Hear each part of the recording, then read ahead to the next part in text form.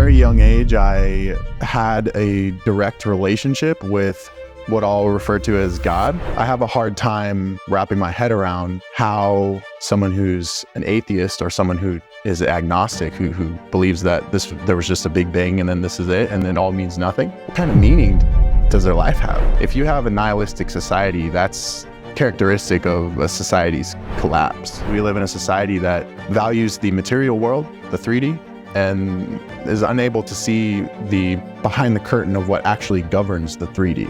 I'm describing and educating people on the fact that wealth is a lot more than just money. And so part of the conversation is that if you want to attract wealth, that starts inward first, because a lot of us are walking around right now completely repelling abundance. Yeah.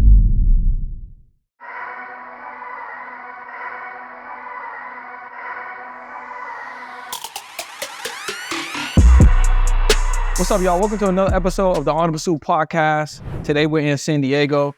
I'm linking with someone that, listen, I just consumed a whole bunch of his content after being introduced, not directly to him, but somebody brought him up, right? And I'm the type of person that likes networking. I like to do a little bit of background, right?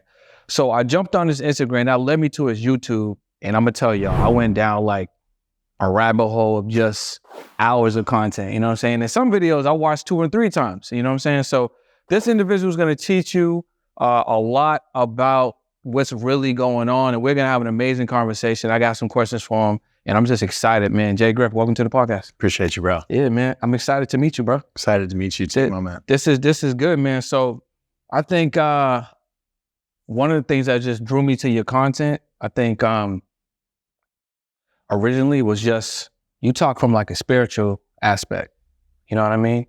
And for me, I feel like that's something that it always calls to me. Like I'm always meditating, I'm praying, you know, I'm very intentional about like my solo time, you know, time I have just speaking to myself, but speaking to the God within and the God above. So hearing some of those messages, I was just, all right, let me go a little bit further. And as I started deepening a little bit further, I started really digging into the content, because you're just talking about like really understanding what's going on behind what we think is important, I would say. Yeah, you know, that's a good way to put it.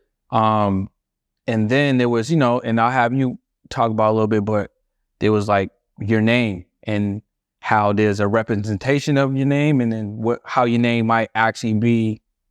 You're talking about your strawman? Yeah. Cause a friend of mine was talking about this about 6 months ago in Miami. And I'm like, what's this? So she was like, check these books out. So I ordered some books on strawman, and I started digging in. David Robinson? That told me about it, or the author? The author. Yeah. Mm-hmm. Exactly, yep. So then when I heard you talk about it, I'm like, okay, like dots started connecting. So really, what's going on behind what people think? So I'll give you an example. I'm an entrepreneur, you're an entrepreneur. People working hard, right? So typically I would say, you're like, you know, I want to work hard. I want to get a house. I want to get some nice cars. I want to take some trips. You know, I want to, maybe I'm a bachelor. You know, I want a nice little life so I can attract, you know, pretty women, or just, you know, just a fast lifestyle, just different type of people. And that's like on the surface. Yeah. But that's not really what matters, because those things go away and, you know, they don't last, and, you know, you might acquire them and then you'll want something else. So I guess the first thing I have to do is like, what's really going on with life? You know, what are some things that we should really be like paying attention to? Deep questions to start us out with. So first and foremost, for those of you who are going to watch this, I can only speak on my experience. And, you know, you watched my full episode with JD, which is who connected us. And yeah, so shout out to JD. I went very, very deep into my backstory, and so I'll kind of condense, but basically from a young age, you know, I was brought up in the church and raised Christian. And though I would not identify with a religion at this point in my life, from a very young age, I had a direct relationship with what I'll refer to as God. And I didn't understand fully, number one, how rare that was. And maybe that's not normal. So when you say really, like you felt a connection or you felt connected? Yeah. But deeper than that, like two-way conversations at 6 years old. Like that was all that I knew. So I didn't think much of it until I became more of an adult. And then like you talk to other people, you hear how other people are raised, and you hear like, bro, that's not normal. Like, and I would also like test God also, like prove you're real. Like I would focus on certain things and they would happen. Different stuff like that. And so from a young age, it was like, I didn't have the tools for it. I didn't have the vocabulary for it. I didn't have the awareness yet for it, but I was, as I say in a lot of my content, kind of peeking behind the veil at a young age. And so that's just a little context for everyone. But your question, I believe, was something along the lines of what should people be focusing on? Yeah. I'm hesitant to tell people how they should live their life, but I could say if someone's not happy with the quality of their life or they're not feeling fulfilled in their life, I think that's because we live in a society that values the material world, the 3D, and is unable to see the behind the curtain of what actually governs the 3D, which I refer to, at least in my content, as the 5D. The metaphysical realm governs the physical realm. And we seem to understand things like gravity, and we understand certain principles of physics like inertia or whatever. But when it comes to energy, when it comes to quantum energy, quantum physics, all of a sudden we're a conspiracy theorist or we're woo-woo because we're talking about energy. Yeah. And everything's energy. We understand that in physics. We understand it when it comes to matter and protons and electrons. But when we start talking about God, all of a sudden people are like, oh, I'm not interested in religion. And so, that's a whole other rabbit hole. But as far as, how people can integrate these concepts in their life, I think it just comes down to we each have to define for ourselves the meaning our lives have.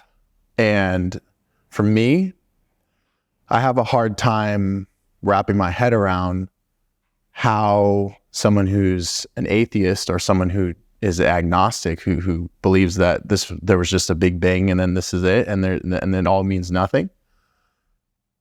What kind of meaning does their life have then? That to me is bordering on nihilistic. And as a society, if you have a nihilistic society, that's characteristic of a society's collapse. The strongest societies, the most thriving societies and systems all throughout history are those that are united around a set of ideals. Yeah. And America used to stand for something. And we kind of are so fragmented in this day and age. It's all about your truth. Everyone has their truth, your truth, your truth, your truth, and you're not allowed to infringe or upset anyone else's truth. And so we all live in these little echo chambers of biases. But that's not what unites a people or unites a nation. And so a lot of my messages is just around, like, I don't know if you came across this video, but one of our most popular videos, especially for our core audience, is a video called, I believe it's Why Are You Here? And I'm basically like explaining to people, what the Matrix was really about from a spiritual perspective, and this whole notion of, you're not the voice in your head and your soul chose to come here for a reason. And some of these, deeper concepts that a lot of people who are just plugged into the Matrix, trying their best to, work day in, day out so that they can barely afford to pay their rent and get by and feed their kids and so on and so forth. You don't have time to pause, reflect, zoom out, and think about, existential questions. That's what I was going to say, because I feel like if you are doing that, right, if you are, in that rat race and you're thinking about making today's bills, making this week's bills, making this month's bills, you can't really ever think about what's going on behind that. Yep. Because you can't even put any time towards that. You know what I mean? So even now I feel like, okay, it's 2024. I was having a conversation with a friend of mine actually earlier today. And I was saying to him, I'm like, you guys, social media platforms is free, right? You can make a digital product, You can make a community. You can make content. It's essentially free. I mean, you can use your phone. Yep. We all have phones. So you can create a opportunity to generate revenue faster, and people want to consume, right? So there's no excuse for anyone, in my opinion, to not create a secondary income stream from whatever creativity they have, or whatever information they have, or whatever, specialty that they have. That being said, if you are able to do that, then you are freed up to think, okay, what am I going to do with this time that I have? Or how can I raise the level of lifestyle or experience for my family, or even for myself? How can I eat healthier, or how can I learn about this thing that's going to improve my overall health? But if I'm constantly thinking about, okay, I got to be at work at this time, I'm only making this much, I need to get a raise, but if I get a raise, I'm only going to get this much, but I'm happy because I got a raise. I'm afraid to do something else, which might be a better payoff later, but I'm afraid to give up the comfort that I have right now. You can't really think about what else is there. I think for me, I've been a little blessed in a sense where, so I lost all my family when I was young, and I'm calling that a blessing. You know what I'm saying? Like, I used to go to crack houses with my mom. I seen her do drugs. She died when I was 15. My dad died when I was 12. My grandmom's uncle, aunt, all passed away from lung cancer. You know what I mean? One of my brothers passed. I'm calling it a blessing because it allowed me to think outside the box. I saw all the decisions that they made, which allowed me to be like, I don't want to make none of those decisions. Yep. Right. And then I was like, the job I had was working. I worked at Sprint, and I was like, all right, after this, I can't work with nobody. Like these things were happening. Right.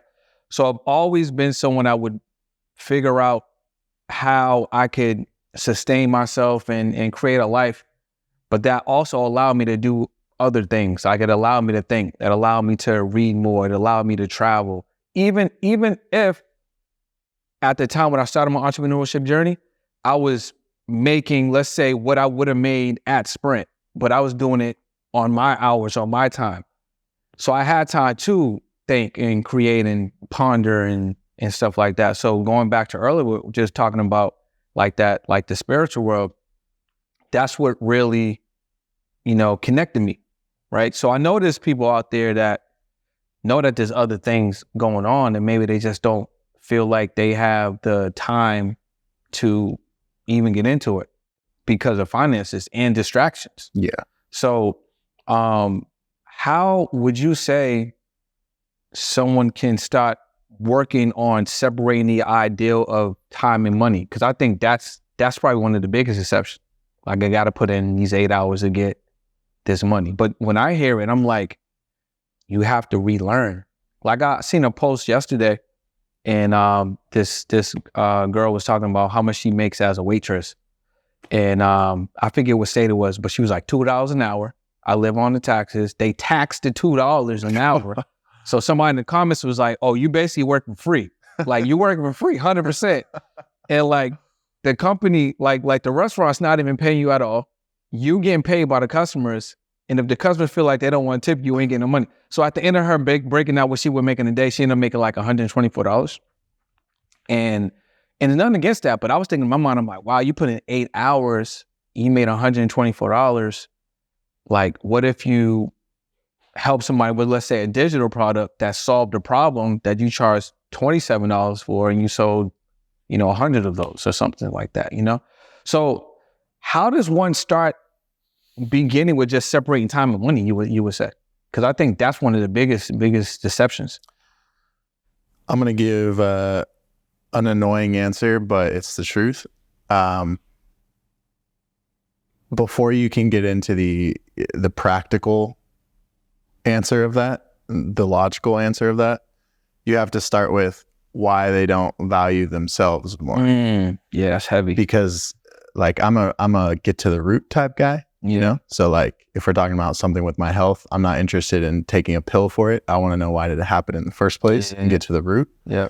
I'm like that with every aspect of my life. I try to address the actual root. So if I have an issue with my body or something, I'm going to the subconscious mind, or an issue in relationships. I'm going, why did I act like that? So always to the root. And in this situation, you start asking deeper questions of, okay, so why is she a waitress in the first place? Why does she not respect herself more than to accept $124 a day? Why does she, in what reality is that acceptable?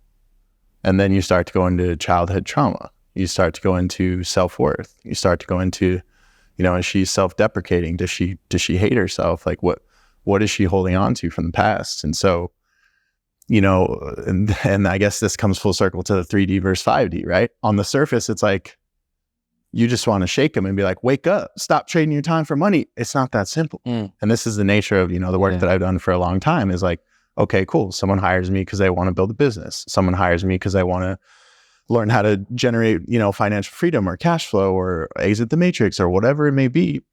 Okay, cool. We can't start with strategies and tactics. We have to start with the individual, the person who's driving the boat. And 10 times, it's just like entrepreneurship, right? It's like, if the business isn't growing, is it the business's fault, or is it the person running the business's fault, right? So you're the one in the cockpit, and we're all in the cockpit of our own lives. And so people who are trading their time for money, step one is addressing why they don't love themselves more and value themselves more, and why their self-worth is so low that they look at other people and go, oh, they're so great, they're so successful. And they look at themselves and go, I could never do that. So I'm going to work for that person. I'm going to look up to that person. I view that person here and I'm here. That is the biggest shift. Like, we were just networking with your mentor, yourself, me. That is the biggest shift between people who are operating at a level like us, where we ask ourselves, why not me? Yeah. Right? I never look at, someone who's doing better than me and go, oh, fuck him. Or like, I could never do that, or salty or petty or whatever. It's like, I'm inspired because I know I can do that. Why not me? But that's because I've built my self-worth, right? And that doesn't come through like rah-rah David Goggins shit. No shade to David Goggins. Obviously, he's helping a lot of people. But my point is, step one is not a masculine, suck it up, force yourself to feel worthy, fake it till you make it. It's why haven't you cried in 4 years? Yeah. What memories are you repressing? Why do you think therapy is for girls? What kind of trauma do you have stored in your tissues? Like these types of things. How often are you talking about your emotions? How often are you, do you even know what your basic human needs are? Like some of these basic things that I guess you could say are more on the EQ side. That's always where I'm going with myself and with my students as well. And I think that's one of the unique things about, like, if you look at my brand and it's like conscious wealth, it's a different approach. It's not the, Wolf of Wall Street, bulldoze anyone, sell anyone, say what you have to say to get the money energy. It's when you align yourself in a certain way, you become the embodiment of what it is you're selling, and you no longer sell. Yeah. Because people look at you and go, oh, you're not capping. Everyone on the internet is capping. Everyone. There's something different. And that's, the greatest compliment. So that's the type of person who people literally throw money at you. Yeah. Like, I don't know if you've come across this, but sometimes you'll meet a minimum wage worker and you'll just be like, man, this person's different. And it'll literally like force me. I'll be like, I'm just going to give them $300, like for no reason. And they'll just be like, think that there's some ulterior motive or something, and they'll be all taken back. And it's like, it's all good. I know that's trauma, but like that, because I'm just like, you fucking deserve this, man. Like the world doesn't see you. You don't belong in this job. And I see that. Yeah. That type of thing, but those are rare. What's up, y'all? Listen, if you are a business owner or entrepreneur and you juggling your email, your text messages, you don't have a CRM, you don't have any automation, you don't even have your social media posts scheduled, I have the solution for you. What you want to do is tap into the lead attraction system. This is an all-in-one system that's going to handle your text messaging, your email, your CRM, your invoices, get you paid, your digital products, your memberships, your courses, your funnels, and also it's an all-in-one solution. So you can get rid of all these other things fitness. It's in one system. You pay one price every single month, and they also have a weekly office hours. So I don't know what you're waiting for. Tap into the platform and make sure that you grow your business. Lead Attraction System. Grab the link below. Let's go. How'd you arrive at conscious wealth? Man, it's been a journey. So I was telling your mentor before this. So I started out my first business, entrepreneurship, fresh out of college. I moved back in with my mom. I'm sure you heard some of that story. Yeah. So I guess I'm 22 at the time. My first business was personal training and online coaching. And long story short, I pivoted from that after a few years and got more into the spiritual side of things because I felt like I wasn't serving to the extent of why I'm actually here. And I was only helping people with what I would refer to as their meat suit. I wasn't actually helping. Meat suit. Gotcha. Yes. Like, are we talking M-E-E-T or the M-A-T? M-E-A-T. Like the confines that your soul lives in. I was helping them with their 3D, but my soul was starting to pull me and go, yo, there's way deeper levels. These people still hate themselves. You make them look like a Greek god, they hate themselves. So it was like, I got in this to help people. How much am I helping people? It's not really translating. And that's a big misconception. That's a whole other side. But coming from the fitness industry, I can tell you the most shredded, best looking people are the most miserable. They're driven by self-hate. And that's part of why I pivoted out of the industry. So fitness industry, then more into the spiritual, some people would call me a life coach. I don't like that word. More of helping people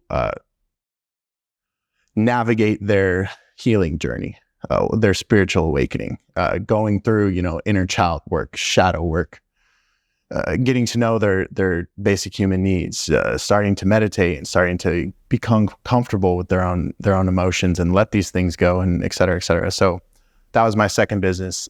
Third business, spiritual. I started helping people with building a conscious business, if you will, because a lot of the people whom I helped go through their awakening started going like, yo, Jeremy, I can't work a job anymore. Like, I want to help people with what we just went through, changed my fucking life. I can't go back to a 9-to-5. So now they're like, I need to help. I need to pay it forward now. I want to do this for my life purpose. And so it was like, all right, well, I guess I need to build an offering around that or something. So that was literally how organically that happened. And then now with what I do with more of wealth, investing, sovereignty, law, all that stuff. So I never intended to do what I do now. I walked you through that so you can see kind of the progression. I've just always been helping people in different capacities. I've always been serving the same type of person also.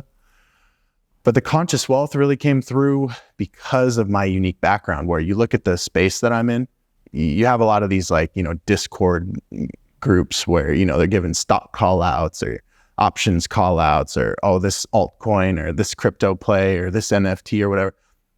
And then you have more of the Wall Street, they call it TradFi or whatever, traditional finance, who's more of the suit and collar, flexing about their advanced, education when it comes to the behind the scenes of what moves the markets and all that. So that's kind of like the finance space, typically. And then you have me, who's like looking at things through my life experiences. And I'm looking at everything from a root cause first approach. So when I started to get more and more and more into wealth creation and started to see the fruits of my labor in my life and started to really experience that exponential, I think it surprised and confused a lot of people. And I feel like... You feel like they confuse a lot of people because of what you were producing? Because, when you've been something and then you completely change and people are like, but they want to hold you to what you used to be. Kind of like that. If you were just watching my journey on the surface level, you're like, yo, you were just posting, selfies of your abs and you're trying to be a life coach now. But in reality, they don't see the work that I was doing behind the scenes, right? They didn't have the context that I started developing myself personally with masterminds and mentors and financial literacy and all that at age 20. I was building behind the scenes. So it was all always working up to that. It wasn't about fitness for me. That was a business. I was still focusing on cash flow and wealth and living in this way, but it hadn't manifested yet. Second business, a little bit more progress. Third business, more progress. Fourth, boom. That's the overnight success, right? That we always hear about. So that's all I was saying with that. But with the conscious wealth, what I think is unique in what I'm doing is just that I'm describing and educating people on the fact that wealth is a lot more than just money. And so part of the conversation is that if you want to attract wealth, that starts inward first, because a lot of us are walking around right now completely repelling abundance. Yeah. Completely, like the waitress example, completely repelling abundance because of our identity. The way we subconsciously perceive ourselves is that we're not worthy of whatever we're claiming we want. There's a disconnect between our conscious desires and our unconscious feelings and beliefs about ourselves. And that's what trauma will do. So that's a piece of it. The other piece of what conscious wealth is all about is that there are buckets to what make a wealthy life. And money is only one of them. One bucket, yeah. One.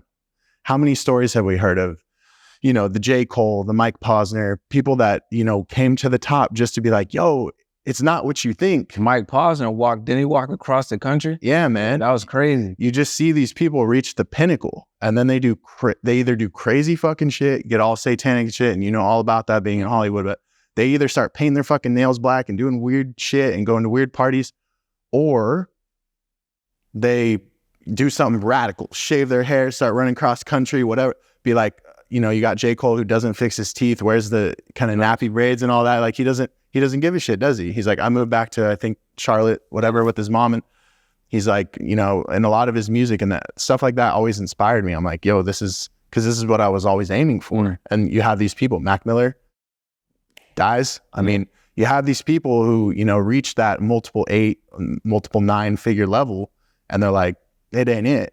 And the issue isn't money. And that's where the nuance comes in. Because you'll have a lot of my audience, the more spiritual, woo-woo types who, are doing yoga and rolling around in the grass. And they're like, see, that's why money's the root of all evil. That's why I don't pursue it. And it's like, no, that's not the solution either. Because changing the world that we lived in, we all agree it's fucked up. That's not a practical solution. What are we doing about it? Well, whatever you're going to answer that question with is going to require money and resources. 100%. And so the solution is not disowning money, but at the same time, the solution is not only prioritizing money. It is about living in balance, like with your health, your relationships, all these different buckets, right? Your passions, how you're giving back to the world. And so I view life through that lens. I probably got introduced to it earlier on by, I believe, it's probably like Tony Robbins was the first one that I heard talk about that stuff, where it's like this notion of like buckets and like even doing like, monthly evaluations or journaling or whatever it may be, where you're not just prioritizing or tracking the metrics in your business, right? We get all caught up on KPIs and these different metrics and such, but do you have that for your relationship with your significant other? Yeah. Do you have that with your relationship with your kids if you have them? Do you have that with yourself? Yeah. Exactly. Your spiritual practice, your emotional practice. Do you have that with your relationship to your inner child? Do you even know what that is, or do you scoff at that notion, right? Because that's inside all of us. And for most of us, he's locked in a basement. And so there's all these other areas. Also, how typical is it for people to build wealth at the expense of their health, right? And one aspect of that is getting fat, but that's only the surface level aspect of it. It's like we work so hard to be able to have wealth for, the next 100+ years, right? We're all caught up on this generational wealth. But in the pursuit of that, we just took 10 years off our lifespan, at least. So make that make sense. And that's why I try to be, and I shouldn't say I try, I don't like that word. I aspire to be the embodiment of these principles that I teach. And so I'm only willing to pursue money and wealth to an extent, but not past a certain extent, because my spiritual practice comes first. Every rising. My health and fitness, massive priority to me. My relationship with my queen, huge priority to me. And being an active masculine role in her son's life, big priority to me. These are things that didn't matter so much in my 20s, when it was all just about proving people wrong, chip on the shoulder. I'm sure you can relate. But once you start to, see some semblance of breathing room, and you're not in fight or flight all the time anymore, your priorities start to change, and you start to see things a little, okay, I understand what they were saying. So that's my long-winded answer to that. A section of one of the videos I saw, and he was talking about how not verbatim, but when you're born, you're like, it's like your purest form, right? Purest form, you're full creativity, abundance, energy, saying optimal, right? And then you start being directed, programmed a certain way. And then it's like you spend a majority of your adult life either getting back to that essence or you're never finding your way back, right? So I always thought, or I would say recently, I've been paying more attention because I have the time to myself, to think or write or whatever. It seems as though that a couple things. Allowing yourself to get access to money, which is energy, right? Get access to that level of energy or that bucket. It frees you up to then start, let's say, spending time undoing some of the things that were done so you can have a little bit more of a view. Yeah. Then I looked at I had a epiphany about the Bible. And I was like, well, what if the Bible, because, I think Wu-Tang had a song called Basic Instructions Before Leaving Earth, to break down what the Bible means. So I'm like, well, what if the Bible is really the instructions or just really the information that we need to operate in this realm that we're in? But because it's in a book, people don't read. Because it's small print that's in double columns, you know what I mean? And because it's wrapped in religion, these are all things that would repel someone from being interested, right? So people are not reading like they used to. They're not studying like they used to, right? The words are in two columns, which there's no color in there. There's no pictures in there, right? And you know what I'm saying? So I'm like, 100%. I'm like, yo, The attention span. that's what I'm saying. So I'm like, what if this is really these are the things that could free us, but because of how it's wrapped and because how it's presented and how you've been programmed, you automatically just you acknowledge what it is, right? Because everyone knows what the Bible is, right? For the most part, I would say, or what their book would be for whatever they believe, but you just ignore it because of how it's being presented. Yeah. So if you spend your entire life unaware of what your true essence was, you're never going to get back. You can never get back there, especially how we're being programmed, right? So I'm thinking about, obviously what happened in 2020, what I'm saying, with the whole situation. Yeah. And then we have what goes on with the presidency. And what happened in 2020, what I'm saying, nothing really solved. Nothing was solved. They just stopped marketing it. So now it's gone. Yeah. You know what I'm saying? Mm. Then you got the presidency, you got these wars, but nothing's happening to actually help the people. There's no actual relief. You know what I'm saying? So now I feel like now it's just more and more of things to just get people to not think at all, to pay no attention to what you could actually be independently thinking about that could actually help free yourself and free your family. Mm. You can't get to that 5D. You don't even know that exists, let alone you ain't even paying attention to the 3D. And then yesterday, I'm talking to a friend of mine. She said she's at this conference, and the conference talks about she said these robots. It was a robotics and technological. AI. Yeah, right. So she's talking about how they have these robots that are coming out in construction that I think they like $30K or something, but they can replace 100,000 people. I was like, you mean 100 people? No. She was like, the way that they're developed in the pace of their production, they can replace a workload of 100,000 people. Mm. So then that's where does that leave people, right? They don't get access to information. Then I'm thinking more like, okay, well, what if the person that you're with is someone, because, they say the person that you spend the most time with, you're going to be closer to. So what if the person that you spend time with is not supportive, looks at you a certain way? Maybe, y'all have a little bit of energy that's not supporting or something. So then you just have like another layer. I guess what I'm asking here is like, how does someone find themselves to you? You know, how can someone start learning about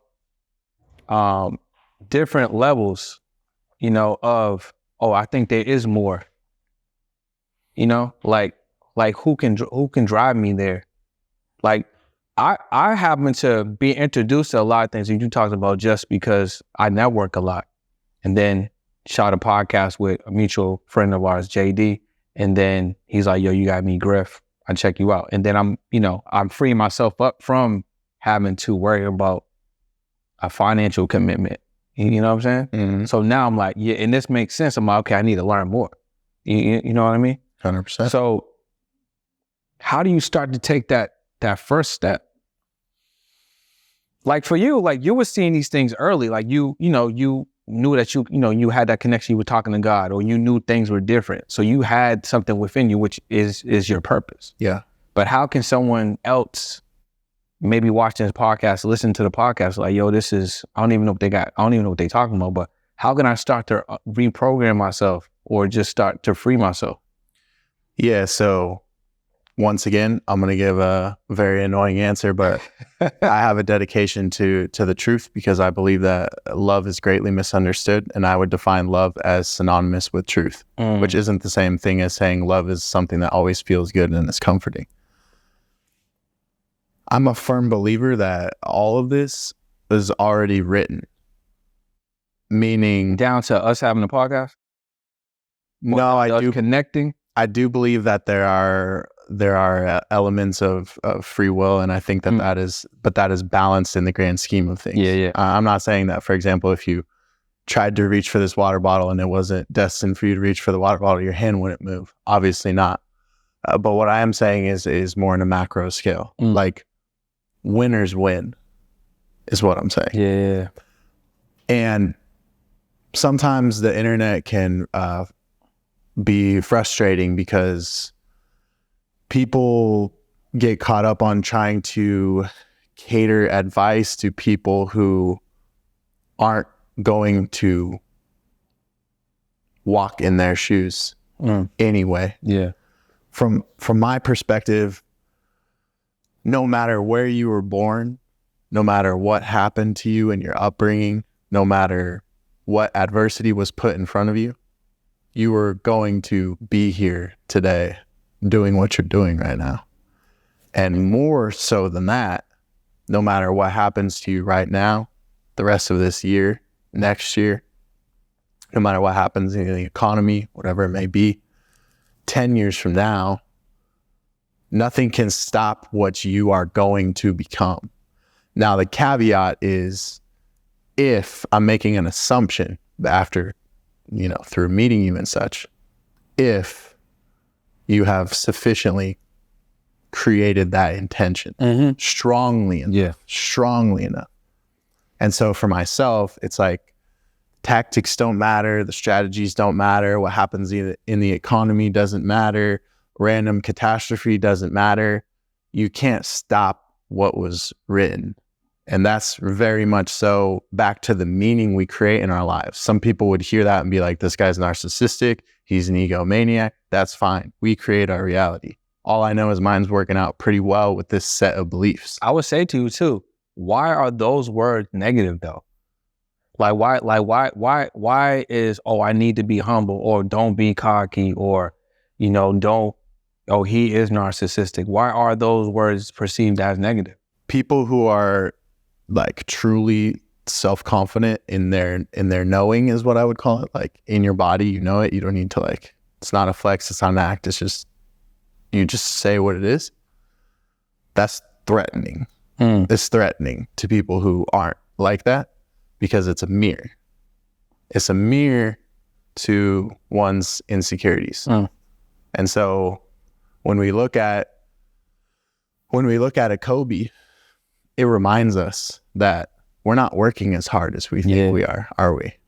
Because we just met what actual hard work looks like. And that's not comfortable to look at, especially if you're wearing the badge of I'm a hard worker or I'm the best basketball player. Maybe in this little room, you haven't met Kobe. Yeah. So, there's levels. And as far as the audience and such, it's like, I want to clarify that what I said is not to imply that the people that are watching are not destined to do what they're destined to do.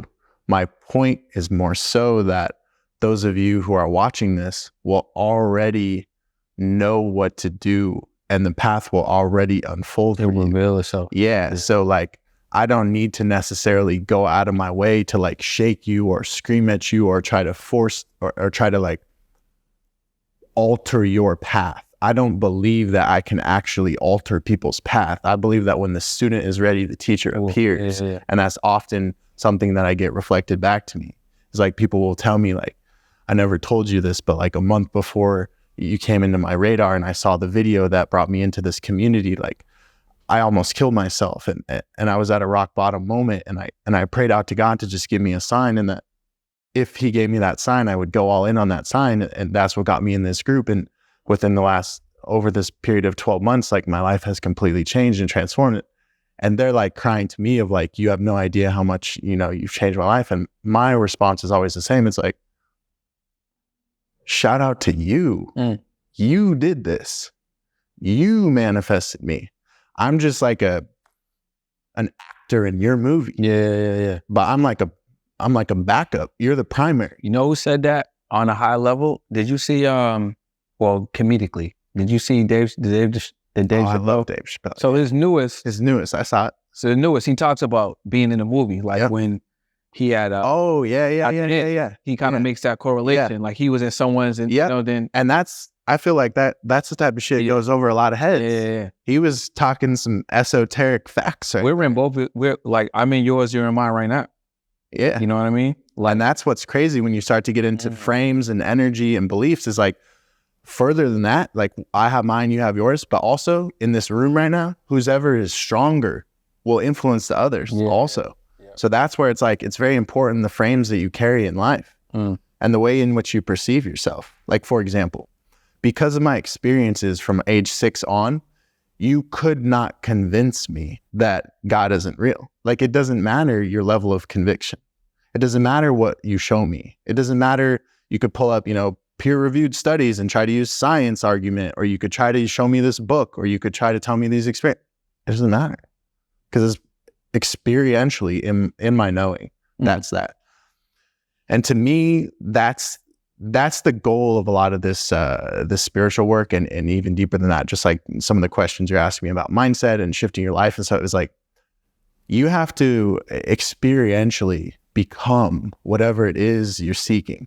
Like, I don't know if I'm sure you may be familiar with the whole like be, do, want type thing. Yeah, be, do, have. It's 100%. That's facts. And that's really coming from like the Cabal or like the universal laws. Like, that's a spiritual principle. It's just like the personal development community really likes that. But it's very much so true. Like, it's always like, what do I do to get to 10K a month cash flow? Or what can I do to get to my first million? Or what can I do to attract this girl? And it's like, let's start with you. Right. So it's always that. And that's where I'm placing, 80, 90% of my focus. And when you do that, it doesn't matter what circumstances are placed in front of you. It doesn't matter what path you take, like this strategy, you run ads, you don't run ads, you invest in this asset class, you don't like that, you do this instead. Like, none of that matters. Recession, it doesn't matter. The last 2 years we've had a recession, right? The first year of the recession, we 3x our business. The second year, we 2x from there, organically. The rules don't matter. Number one, when you're a child of God, and number two, when you're making your own rules. Yeah. Most people go, "Oh, we're in a recession. My business is going to slow down." You just created your own reality. So it's back to frames and free will. I believe it was all already written, but also you can influence the fucking matrix. This is a veil right here going on. You can influence it. You can co-create. And so that's where it's like the work we do matters, and don't trip too much, because it's also way bigger than us. Those are my perspective. What's up, y'all? I'm standing in the middle of the street and I'm willing to risk it all because I want you to grow, whether through paid or organic measures. Over the next 5 days, the Audience Growth Challenge, we're going to be teaching you podcast guesting strategies, video marketing strategies, social media predictable viral creation strategies, the power of radio and digital PR. And these strategies are what you need to grow your business over the next 4, 6, 9, even 12 months to skyrocket your success. So if you want to join the challenge, all you got to do is click the link below and join the Audience Growth Challenge and join it as a VIP. Let's get it. So if somebody wanted to kind of start on that journey, is that like, let's say starting with even like their morning routine, you know, like putting time aside for themselves. Like I think I heard you say in a video as well, like, you know, you have your time with God, you know, like you have your connection time. So somebody, as an example, let's say they waking up at like 8:30, let's just say.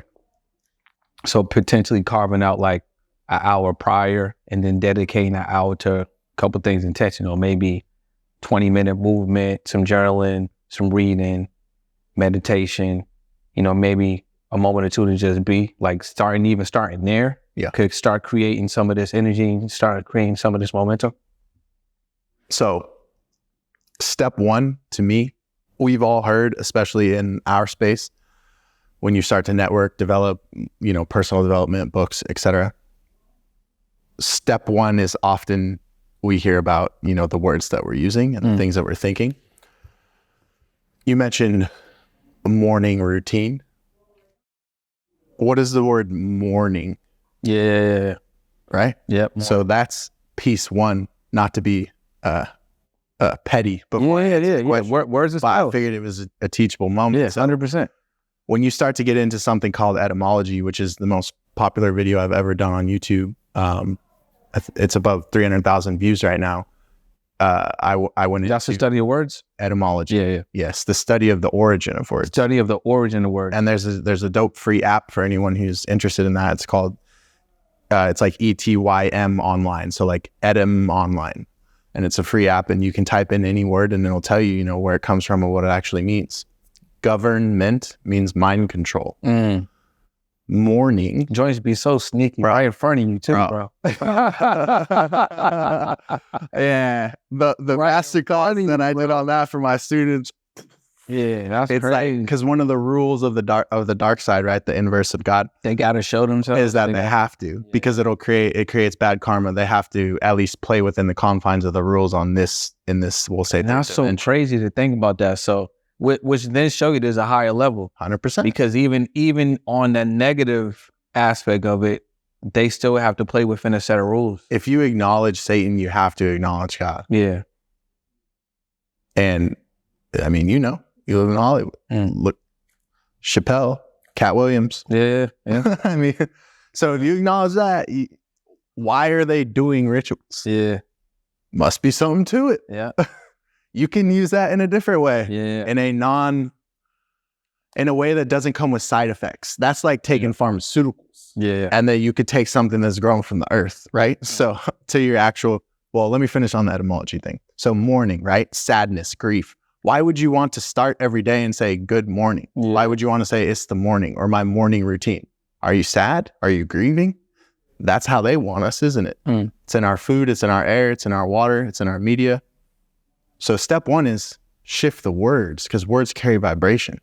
So now we're starting to say rising routine, right? Grand rising. Yeah, rising. We're starting to say, you know this, but we're starting to talk differently. And so that's, to me, that's way more practical than the cheesy shit about like, oh, you hate yourself? Just stop saying you hate yourself. It's like, cool, but I still hate myself. Yeah. So like, you're not really helping shit. Like that's where you have to get to the subconscious. But with this actually is practical, because I'm talking about, we're starting to border on some of the deeper work that I do in the sovereignty space and law. And you can't study law. Like people immediately want to get into like, all right, Jeremy, tell me the process to discharge debt or exit the tax system or whatever. No. You need 6 months of just studying words. Like foundation. You don't understand, right? Yeah, like, were you writing MLA format essays before you knew how to write? No. You got to start with the foundations, right? First principles. So that's piece one. But as far as the actual rising routine, I'm a big fan of practicality. I think that an hour is daunting for people. And so that will become the self-fulfilling prophecy of why they can't do it. Which is crazy. So, choose an amount that is so ridiculous you couldn't possibly justify to yourself that you didn't do it. That you couldn't do it. And for, Tony Robbins is a fan of like 3-3-3, right? 3 minutes, getting yourself into the actual energetic emotion of gratitude. 3 minutes of prayer or choosing a few people to send positive energy or love to, and then 3 minutes of just being or whatever it may be.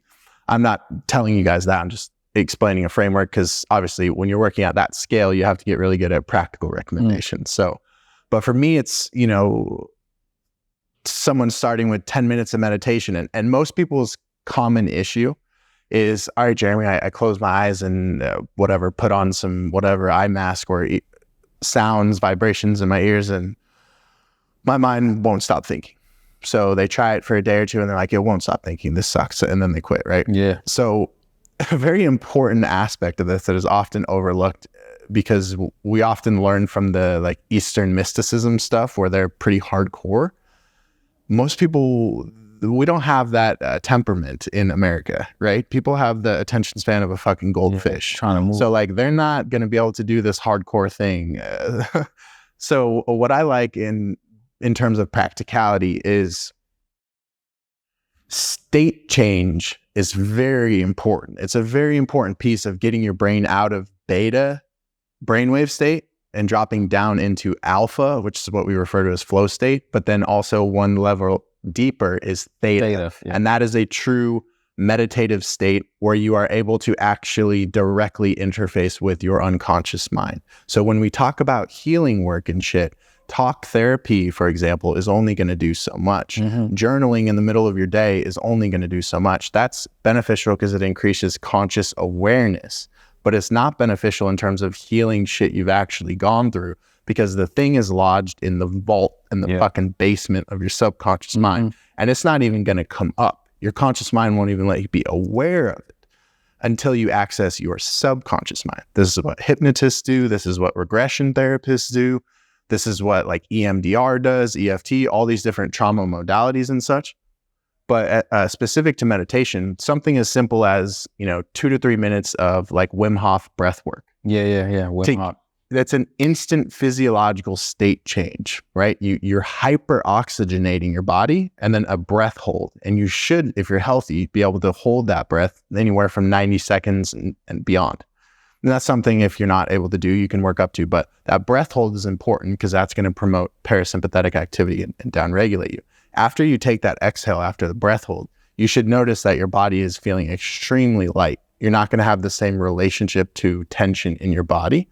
Now try to meditate. Yeah. It's a difference, right? So I use a lot of different things. I use solfeggio frequencies, which are different sounds that vibrate at the different resonances of your chakras. Same concept as a singing bowl, but you can listen to them. They're called solfeggio frequencies. And that's getting into sacred geometry and all that shit, but we'll say that for another time. Yeah.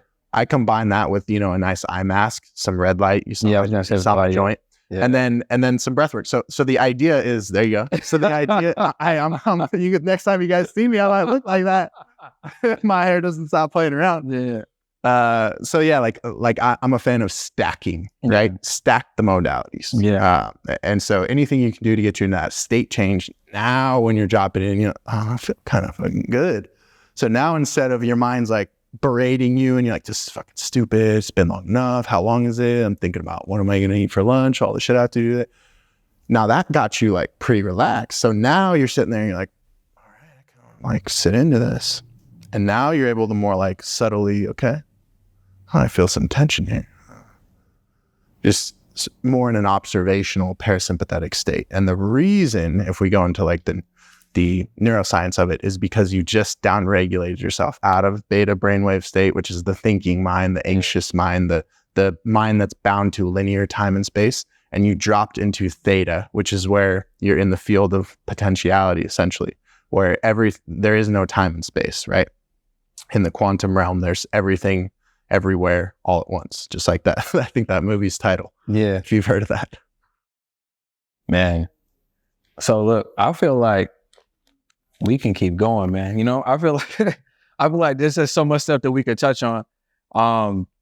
I've never done an hour podcast because I don't do well. Short form's hard for me. Yeah. I got you. This is like, the hour is short, which is crazy for you. A lot of people can't even get to an hour. Yeah. So I think that's the 3D. Yeah, because all they are is their shell, right? We're talking about underneath the shell. That. And underneath the shell is what God is, divine intelligence, and that is infinite, isn't it? And so how can we describe something that's infinite and fit it into an hour? You can't. Especially if you continue to study, learn, and pour into, meditate, and just like you said, just continue to do the work, be have. Yep. You're going to, the knowledge what's going to be running through is going to be basically infinite. Yep. We definitely going to have a part 2, bro, but I wanted to say, like 2024, what would be like a word or two, that we could leave people off with, that they can maybe, digest as something that could guide them, what they should think about, 1 or 2 words. An intention for the people? Yeah. The word that comes to mind is reverence. Here's how I'll explain that.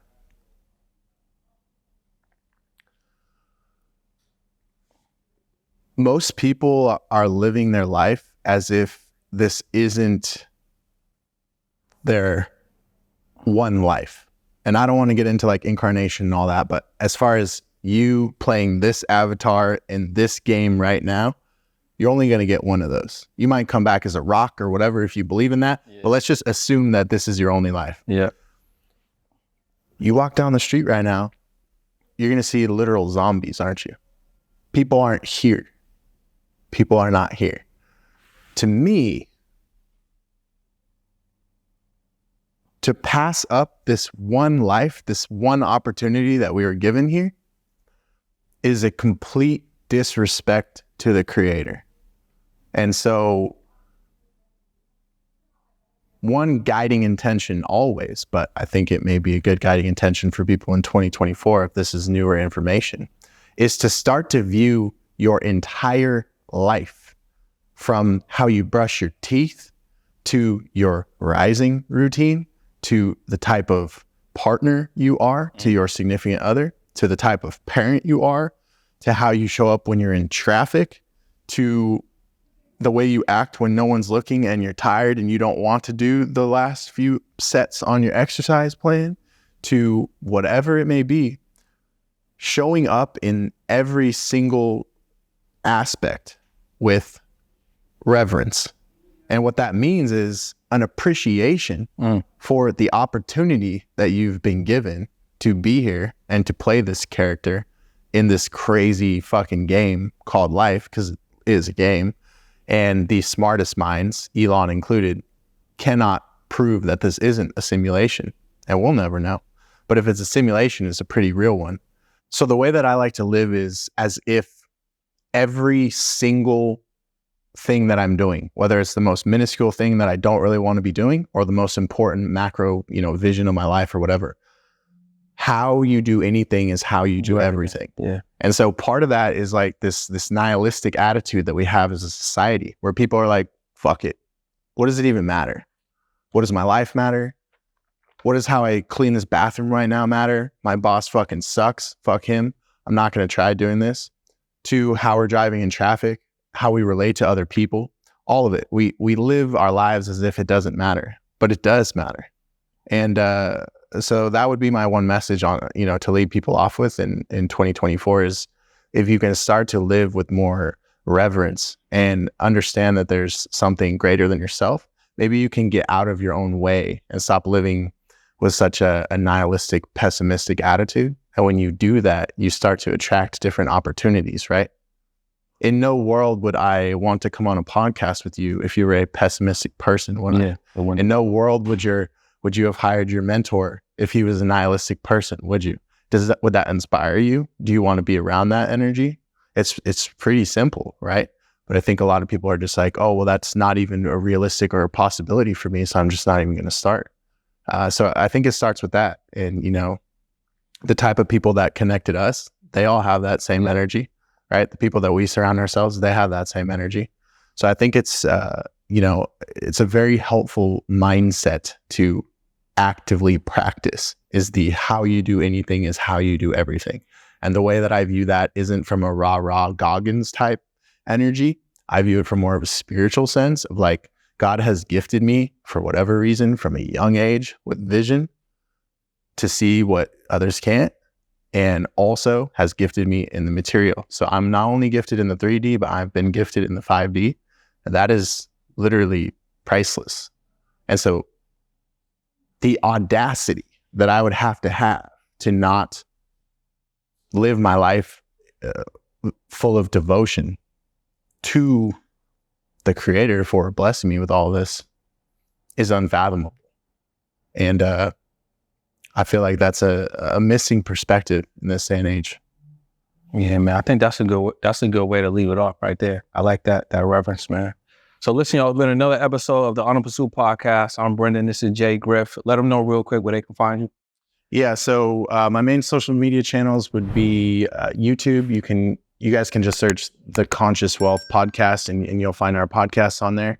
And Instagram, if you guys actually want to have a conversation with me or whatever it may be, just follow me at official_J-Griff on Instagram. Yeah.